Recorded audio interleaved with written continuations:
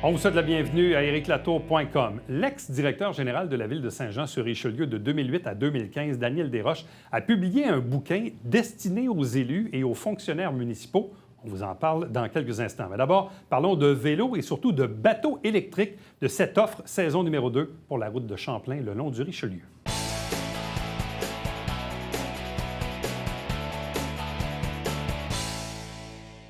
C'est le lancement de la saison estivale dans le Haut-Richelieu pour la route de Champlain. Qu'est-ce que c'est la route de Champlain? On va demander à son directeur des opérations, Yann Roussel, de nous en parler. Bonjour et bienvenue. Bonjour, Éric. C'est quoi la route de Champlain? La route de Champlain, en fait, la route de Champlain, c'est un organisme à but non lucratif qui a vu le jour en 2015 à Montréal-Nord et qui est venu s'installer dans le Haut-Richelieu depuis l'été passé dans le cadre du projet de Allô Richelieu. Donc, la route de Champlain, on a pour mission de démocratiser l'accès aux rivières et aux berges de façon éco-responsable. Donc, ça veut dire quoi? Dans le Haut-Richelieu, c'est des bateaux 100% électriques fabriqués au Québec et des vélos à assistance électrique également du Québec. Bon, la dernière fois qu'on s'est vu, vous étiez en recherche, disons, importante de ressources humaines, comme tout le monde. Avez-vous trouvé? Je dirais qu'on est en recherche moins importante de ressources humaines. Il reste encore quelques postes à combler qui vont se combler là, dans les premières semaines, comme l'année passée, là, durant nos premières semaines d'ouverture. Des jobs étudiants? Oui. Bien, on a beaucoup de retraités, semi-retraités, principalement nos capitaines de bateau.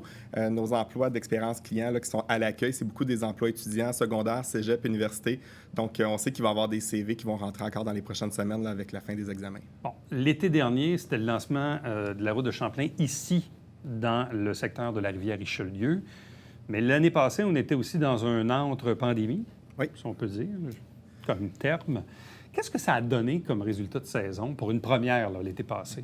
En fait, l'année passée, on était vraiment, comme tu disais, en sortie de pandémie. Donc, ça a été une belle saison pour nous implanter, nous faire connaître, un peu pour s'installer sans avoir le stress du gros achalandage non plus. Donc, on a ouvert 5 sites l'été passé, ce qui nous a permis de nous implanter dans 4 municipalités, créer nos liens avec les différents intervenants. Donc, cette année, on revient avec 6 sites. Et on est plus que prêt parce que là, on est déjà installé, on a déjà nos réseaux de contacts, donc il ne reste plus qu'à ouvrir et attendre les clients. Puis on a déjà beaucoup de demandes, beaucoup de retombées sur les différentes annonces, les différentes publicités qu'on a faites. Et vous ouvrez à partir de quelle date? À partir du 23 juin. Ça va être une ouverture graduelle entre le 23 juin et environ le 10 juillet pour certains sites. Mais à partir du 23 juin, on va être en opération sur la majorité de nos emplacements. Jusqu'à quelle date? Jusqu'au 5 septembre. On va être ouvert du mercredi au dimanche tout l'été. Puis après ça, on va garder quelques sites, probablement du côté de Saint-Jean jusqu'à l'Action de grâce, qui là seront ouverts les samedis, dimanches. Bon, quand on parle des 6 sites, ce sont des endroits où les gens peuvent donc partir ou réserver les bateaux électriques et les vélos électriques? Oui, sur chacun des 6 sites, on aura une billetterie, en fait, avec des départs pour des bateaux électriques et de la location de vélos électriques sur chacun de nos sites également. Et la billetterie, elle est en ligne aussi? Oui, en ligne via le site web de allorichelieu.ca ou directement le site web de la route de Champlain. Sur le site web de la route de Champlain, on voit l'ensemble de nos sites, incluant ceux de Montréal, et les réservations sont déjà ouvertes sur l'ensemble de nos sites pour tout l'été. Bon, quand on parle des 6 sites dans la région, on parle de où exactement? Oui. Donc, on parle de 3 sites dans la région de Saint-Jean. Donc, on a nos nouveaux sites qui sont le parc des Éclusiers et le parc Elfège-Filiatro, qui est le parc à Iberville en face de l'église Saint-Athanas. Oui. Et le centre de plein air Ronald-Beauregard. Donc, on aura une navette Vieux-Saint-Jean qui va tourner entre ces 3 points-là à compter du 10 juillet environ. L'avantage, c'est que ça va être un billet journalier. Les gens vont payer une fois. Ils vont pouvoir prendre cette navette-là autant de fois qu'ils veulent dans la journée pour vraiment les inciter à aller profiter des différents attraits. Bon, on va le répéter parce que c'est important. Oui. Le parc des Éclusiers, ça, c'est le nouveau parc qui est en face de la Trinquette. Exactement. Où il y a l'écluse numéro 9. Juste en amont l'embouchure du canal. Là. Exact. Donc, vous allez avoir un endroit là. Oui. Bon. Et là, l'autre bord, en face de l'église Saint-Athanas à Iberville, le parc... Parc Elfège-Filiatro. Bon, je ne connaissais pas le nom. C'est le fameux parc... Pour moi, c'était le parc en face de l'église. Exact. Pour nous aussi, jusqu'à il y a quelques mois. Donc, parc Elfège-Filiatro, où il y a plusieurs statues là, sur le bord de l'eau, en face de l'église. Okay. On va avoir un quai qui va être installé dans la première semaine de juillet. Donc, c'est pour ça qu'on dit à l'entour du 10. Bon, ça, c'est l'endroit où les jeunes prennent des photos de balles de finissant, souvent. Là. Exactement. C'est un bon endroit pour ça. Parce que plusieurs pensent que la rivière, elle est navigable uniquement jusqu'au pont Gouin, mais on peut aller un peu dépasser le pont Gouin. Là. Oui, en fait, jusqu'au jusqu'au pont du CN, là, le pont des trains. On peut se rendre, c'est un petit peu moins profond. Par contre, avec nos bateaux, on a besoin seulement d'environ 20 pouces d'eau pour passer. Donc, on va être capable de se rendre jusqu'au parc Elfège-Filiatro pour faire vraiment un circuit pour emmener les gens des deux côtés de la rive dans Saint-Jean. Le troisième site, évidemment, il est un peu plus connu, c'est le parc, le centre de plein air Ronald-Beauregard, qu'on appelait autrefois l'OTJ, où il y a déjà une panoplie d'activités. Donc là aussi, on peut partir de là. Exactement. Donc, on va pouvoir partir pour faire la navette du Vieux-Saint-Jean. Et les week-ends, on va avoir la navette vers le quai Ryan à Sabrevois, qui est notre 4e site. Encore là, il va y avoir des vélos électriques en location. Et on aura une navette qui fera encore les deux côtés de la rive, donc du quai Ryan jusqu'à la marina Saint-Tropez du côté de Saint-Blaise, qui sera ouverte également avec bateau électrique, toujours la location de vélos. Donc, le quai Ryan à Sabrevois. Le Saint-Tropez à Saint-Blaise. Exact. Quels sont les autres sites? Et le 6e site, c'est le lieu historique national du Fort Lennox à Saint-Paul-de-l'Île-aux-Noix. Malgré que le fort est encore fermé cette année, nous, on a pris une entente avec Parc Canada. On va utiliser le pavillon d'accueil et le quai de Parc Canada. Et on va faire des croisières d'1 heure autour des îles. Donc, les gens qui voulaient aller visiter le fort pourront prendre le bateau électrique et faire une mini-croisière tout autour des îles. Est-ce qu'on peut quand même marcher un peu sur l'île aux Noix ou pas L'accès vraiment? va être fermé cette année. L'accès est fermé. Oui, exactement. Donc, on va vraiment promouvoir de faire une croisière autour. On va faire la totalité des îles en tournée. Par contre, en prévision de l'année prochaine, parce que ça va finir par rouvrir, ça va être un site exceptionnel pour vous autres. Là. Exactement. Donc, c'est pour ça qu'on tenait à être encore là cette année. L'année passée, on a fait un mode hybride, mini-croisière en début de saison, des accès à l'île. C'était très complexe avec les travaux qui sont sur l'île et les entrepreneurs. Donc, cette année, on est encore là pour accueillir les clients pour faire les croisières en vue de revenir avec les navettes l'année prochaine. Est-ce que les navettes peuvent faire les 6 sites dans une même journée?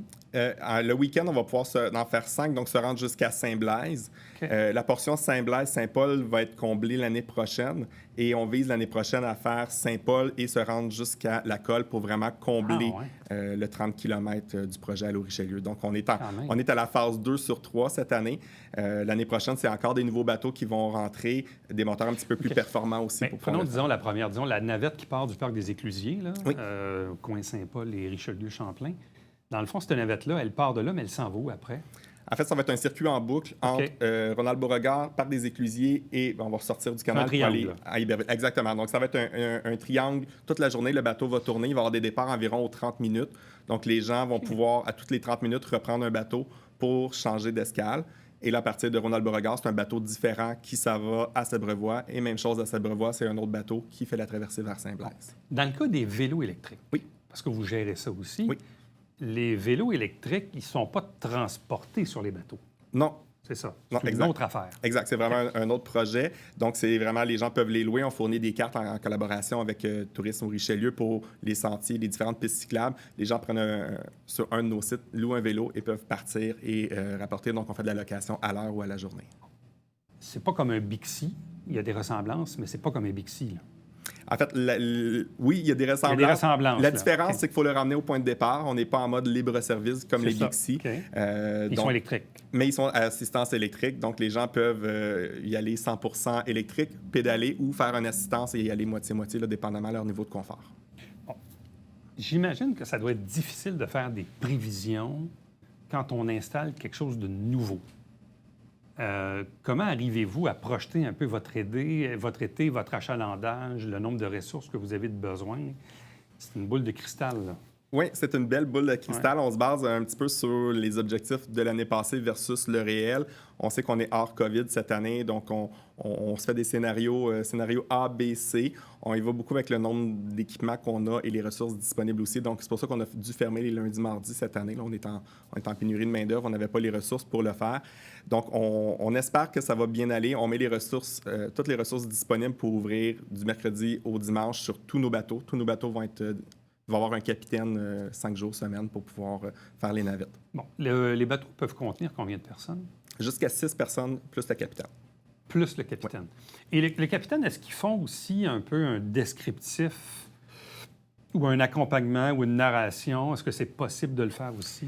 En fait, les capitaines vont avoir l'information pour pouvoir répondre aux questions les plus courantes. On n'aura pas de croisière vraiment historique ou animée cette année. Par contre, les capitaines ont reçu une formation avec Tourisme au Richelieu, vont recevoir une formation également avec Parc Canada pour être capable de répondre aux questions les plus courantes sur les attraits tout au long de la rivière, les attraits qu'on va voir sur l'île aux Noix vue de la rivière. Bien, ça, c'est une autre chose parce que dans le cas de l'île aux Noix, où on fait le tour là, de l'île aux Noix puis des autres petites îles, il y a comme là un truc qu'on peut communiquer au public. Là. Exactement. Donc, on va avoir de l'information de base, un petit peu les questions les plus fréquentes à répondre.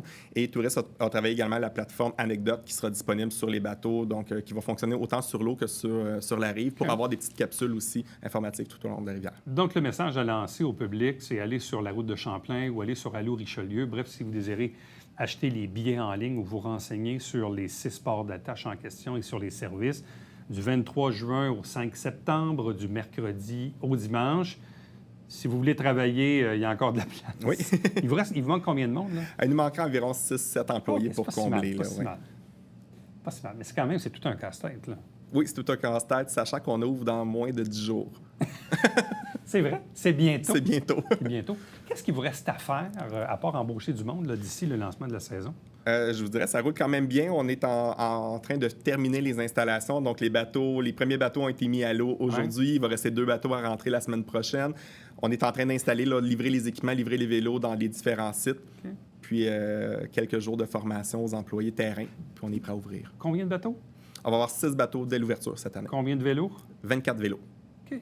Puis, le bateau, par curiosité, l'autonomie de batterie, c'est quoi? L'autonomie, dépendamment du vent et des vagues, là, on va parler d'un 6 à 7 heures. On peut aller jusqu'à 8 heures, là, dépendamment de la navigation. On va quand même à une vitesse qui est assez basse pour que les gens puissent profiter du paysage. Donc, on a un bon 6 à 7 heures d'autonomie sur les bateaux. C'est quand même bien pareil, là. Oui. C'est quand même une belle autonomie. C'est un peu nouveau. On parle beaucoup des véhicules électriques pour les autos.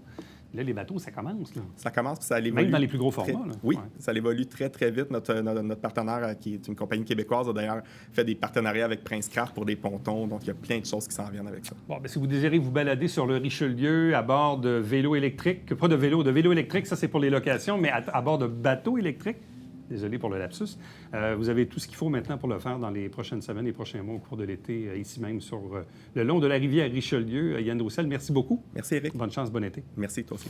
Restez avec nous, on vous revient après ceci.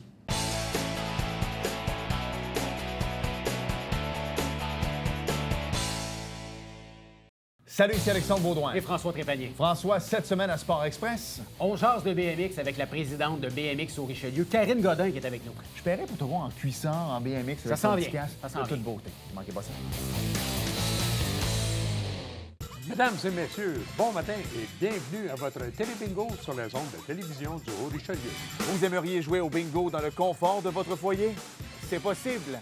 Tous les dimanches matins, 9h30, à la télévision du Haut-Richelieu, maintenant en haute définition au 609. Pour vous procurer les livrets du Télébingo, c'est facile. Consultez la liste de nos 30 dépositaires au www.tvhr9.com.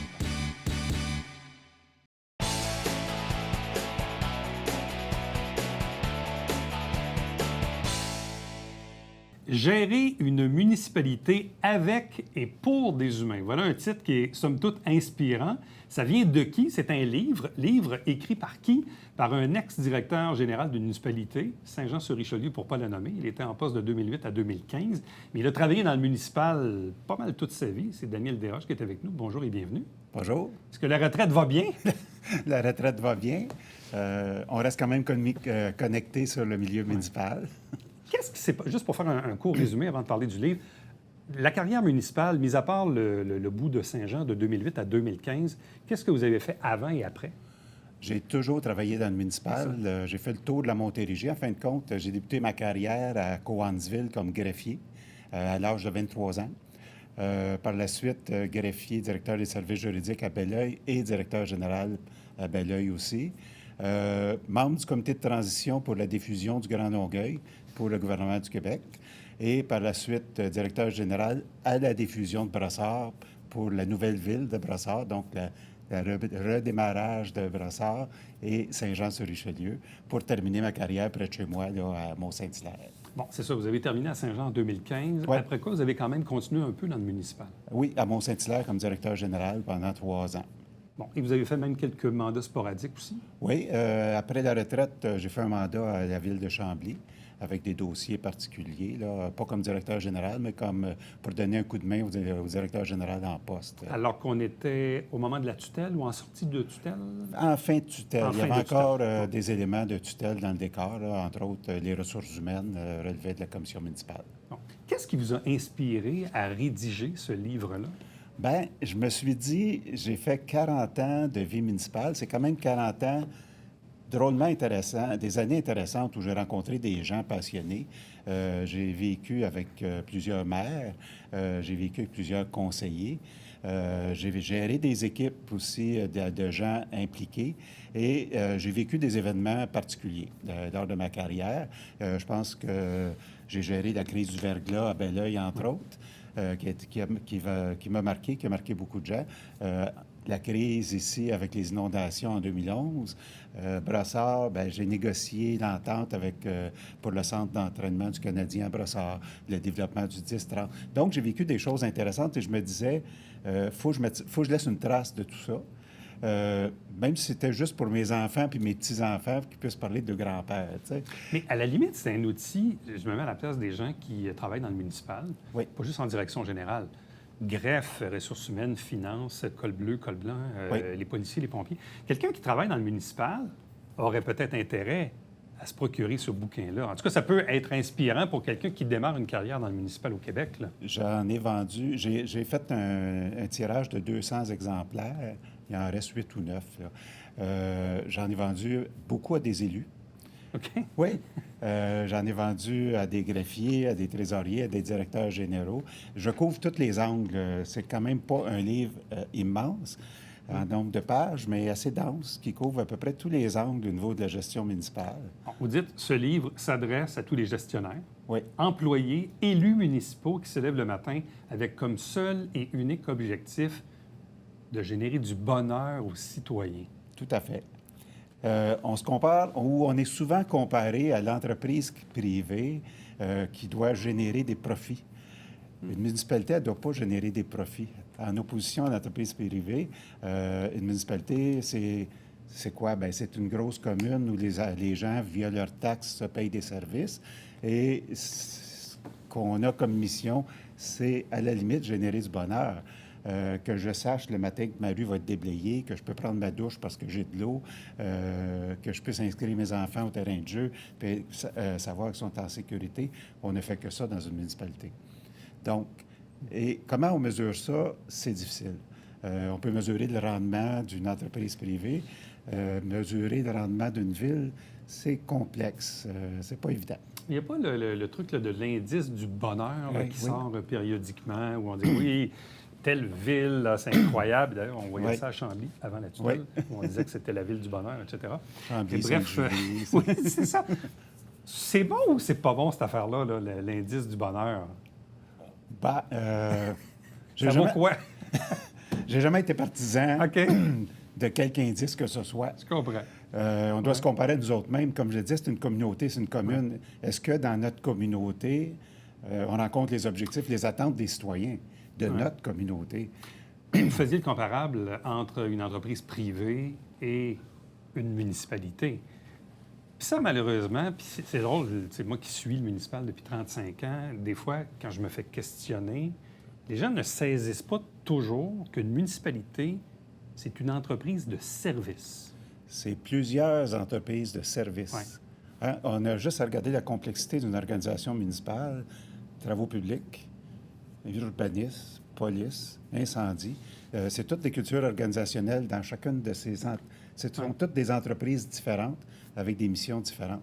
Il y a une complexité dans l'intégration de tous ces services-là.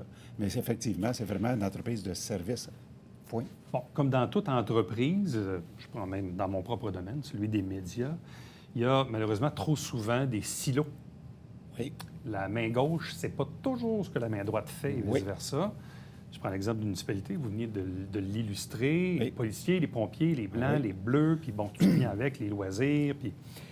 Est-ce que dans une municipalité aussi, puis même, je pense à Saint-Jean, où même, malheureusement, la disposition des lieux fait que les employés sont dispersés dans plusieurs bâtiments, est-ce que ça, c'est un frein où on est capable de contourner cet enjeu-là, d'avoir des employés dans un même bâtiment? Aujourd'hui, on est capable de contourner facilement avec les technologies. Puis c'est un point majeur. Les dernières années de ma carrière, j'ai travaillé beaucoup sur cet aspect-là et sur la transversalité. Et ça, la transversalité nécessite dans une organisation municipale qu'il y ait énormément de confiance entre les gens et qu'il y ait une harmonie au niveau du conseil. À partir du moment où ça se met à brasser au niveau du conseil, les gens retombent dans des silos pour se protéger. Le climat fait en sorte que la nature humaine est ainsi faite. Donc, il faut vraiment travailler en transversalité pour atteindre les objectifs qui sont de plus en plus complexes aujourd'hui. Comment les employés, les fonctionnaires, les gestionnaires doivent-ils se comporter face à l'aspect politique de la chose? Parce qu'une municipalité, ultimement, le conseil d'administration, c'est un conseil d'élus. Oui. Et si on dit des élus, bien, aux 4 ans, ils reviennent devant le peuple, puis ils doivent se faire élire. Puis là, il y a des engagements ou des promesses, ou appelons ça comme on veut.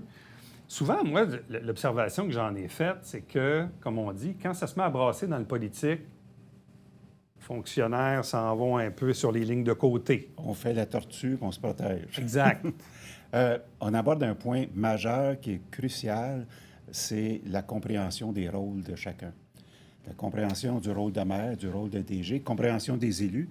Il y a souvent un choc important le lendemain des élections. Le nouvel élu s'imaginait son rôle d'une façon X et la loi, quand il en prend connaissance, vient le restreindre à pas grand-chose, sinon prise de décision lors des séances du conseil.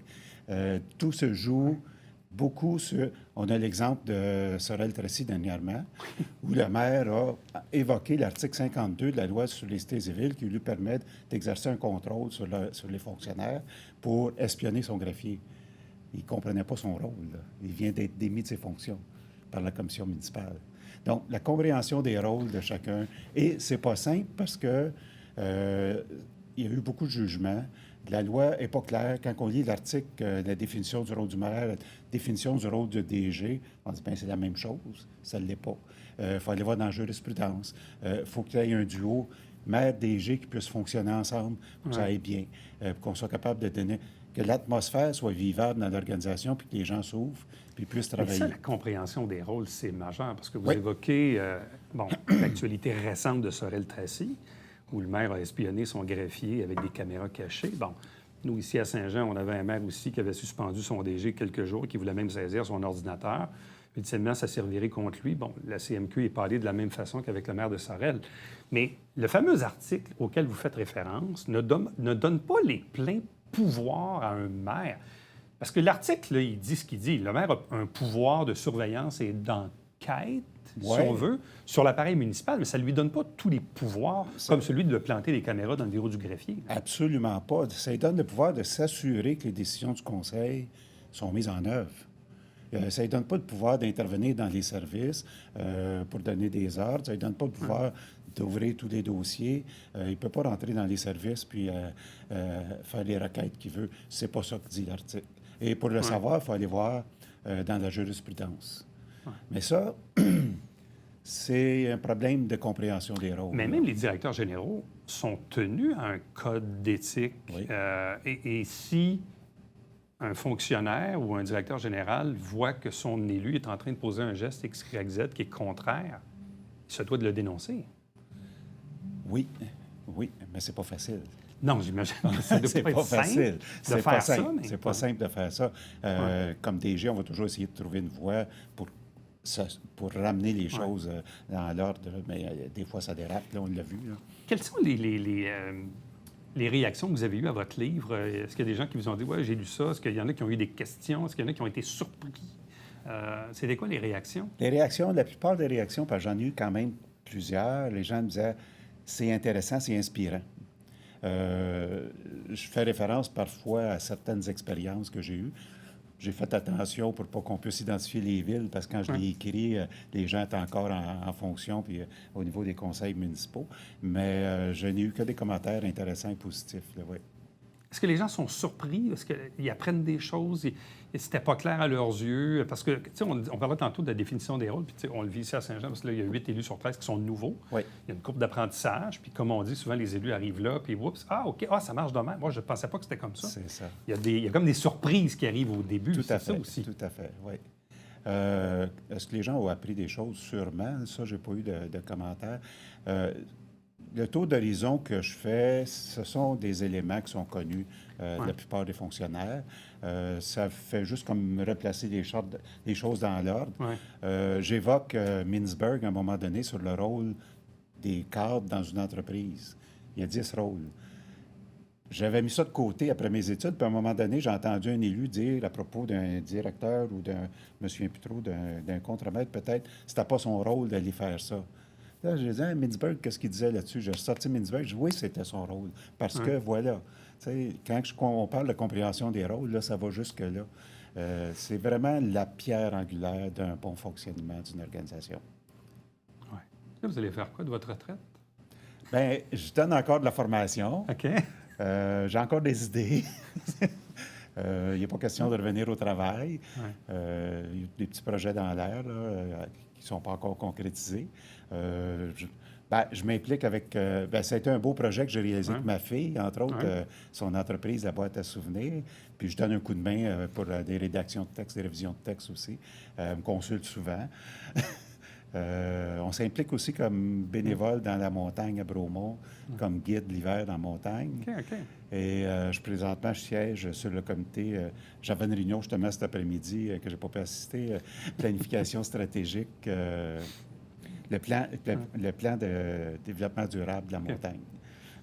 Il y a toujours des petites choses dans l'air. Alors, gérer une municipalité avec et pour des humains, c'est écrit par Daniel Desroches, ex-directeur général de la ville de Saint-Jean de 2008 à 2015, mais qui a passé 40 ans dans le municipal. Donc, si vous êtes un élu, un employé, un fonctionnaire, un gestionnaire dans le municipal, ce livre s'adresse à vous.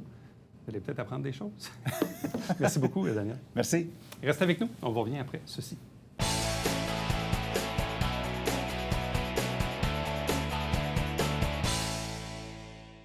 Salut, ici Alexandre Baudouin. Et François Trépanier. François, cette semaine à Sport Express, On jase de BMX avec la présidente de BMX au Richelieu, Karine Godin, qui est avec nous. je paierais pour te voir en cuissant, en BMX, avec Ça s'en ton vient. petit casque. Ça s'en De toute vient. beauté. Ne manquez pas ça.